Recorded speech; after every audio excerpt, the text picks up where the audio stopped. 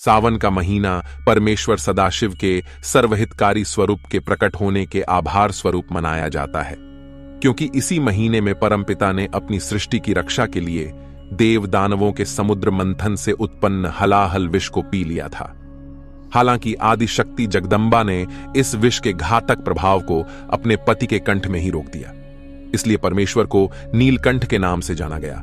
सतयुग में अनमोल निधियों की प्राप्ति के लिए, यानी अधिक से अधिक सुख हासिल करने के लिए, देवताओं और दानवों ने समुद्र मंथन का मंथन किया, अर्थात ईश्वर की बनाई दो बेहद शक्तिशाली लेकिन एक दूसरे के विपरीत सोच रखने वाली प्रजातियों ने समुद्र रूपी प्राकृतिक निधियों का ज्यादा से ज्यादा दोहन किया गया।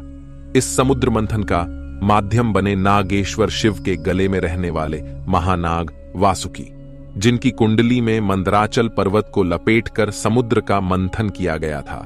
वासुकी का मुंह दानवों की तरफ था, जबकि पूंछ देवताओं की ओर।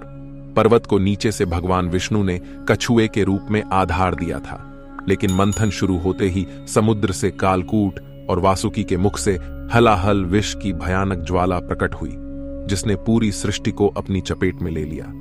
ठीक उसी तरह जैसे इस समय संसार में इस समय मनुष्य द्वारा प्रकृति के अधिकतम दोहन से प्रदूषण और विनाशकारी मस्तिष्क द्वारा लैब में तैयार किया कोरोना वायरस चारों तरफ विनाश कर रहे हैं। हलाहल विष फैलने की वजह से देवदानव मूर्छित होने लगे और मुद्र मंथन का काम ठप हो गया था। तब उन्होंने भोलेनाथ से विनती की। महायोगी शिव ने अपने योग बल की ताकत से संपूर्ण विष को इकट्ठा करके निगल लिया। पूरी सृष्टि का हलाहल और कालकूट विष शिव ने अपने कंठ में धारण किया, जिसके कारण उनका गला नीला हो गया और उन्हें नीलकंठ के नाम से जाना गया। महाग्रीवा शिव के नीलकंठ में रखे विष को शांत करने के लिए पूरी सृष्टि ने उन पर शीतल जल की वर्षा की। शिवलिंग पर जल अर्पण करके हम भी इस प्रक्रिया में अपना सहयोग देते हैं।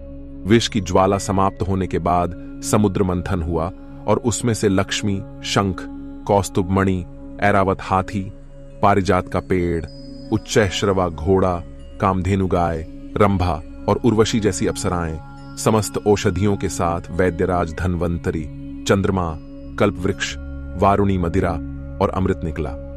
लक्ष्मी को भगवान विष्णु ने ग्रहण किया। हाथी, घोड़े, कल्पवृक्ष, अप्सराएं देवताओं को मिली। मनुष्यों को मिला धन्वंतरी का प्राणदायक आयुर्वेदिक ज्ञान। दानवों ने वारुणी मदिरा प्राप्त की। अमृत के लिए संघर्ष हुआ, जिसमें मोहिनी विष्णु ने दानवों को धोखे में रखकर उन्हें वारुणी मदिरा देते हुए देवताओं को सारा अमृत पिला दिया। लेकिन इस उपलब्धि से पहले समस्त लोकनाथ शिव को कालकूट हलाहल विष पीना पड़ा। जगत माता पार्वती ने उनका गला पकड़कर विष को कंठ से नीचे उतरने से रोका। सर्वेश्वर शिव के अंदर संपूर्ण सृष्टि समाहित थी। यदि कालकूट विष नीचे उतरता तो संपूर्ण सृष्टि का विनाश हो जाता। इसलिए ईश्वर ने महामाया पार्वती और अपने योग बल की मदद से विष को अपने कंठ में केंद्रित कर लिया। इसी विष की ज्वाला को शांत करने के लिए पिता परमेश्वर शिव पर ठंडे गंगा जल की धारा अर्पित की जाती है। सावन के महीने में देवता भी आकाश से रिमझिम फुहारों की वर्षा करके विषधर शिव का अभिषेक करते हैं। विष पूरी तरह खत्म करने के लिए आगे आईं आदिशक्ति देवताओं, गंधर्वों, यक्षों, दानवों, असुरों, राक्षसों, मनुष्यों द्वारा अर्पित जल से भी शिव की जलन शांत नहीं हो रही थी। तब आदिशक्ति महाविद्या ने अपना सबसे पहला अवतार धारण किया। वह स्थूल शरीरा नील तारा के रूप में प्रकट हुई और विष के प्रभाव से नन्हे बालक की तरह बिलखते शिव को अबोध शिशु की तरह अपने गोद में धारण किया और स्तनपान कराया। महाविद्याओं में सर्वप्रथम तारा का रंग नीला होता है। यह प्रौढ़ावस्था में दिखाई देती है। वैसे तो शिव अजन्मे और अविनाशी हैं, लेकिन स्तनपान कराने के कारण भगवती तारा को शिव की माता के रूप में जाना जाता है। मां तारा की पूजा बौद्ध परंपरा में भी होती है।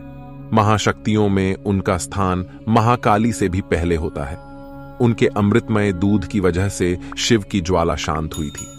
मां तारा का प्रसिद्ध मंदिर झारखंड और पश्चिम बंगाल की सीमा पर बीरभूम जिले में एक श्मशान के बीचों बीच स्थित है।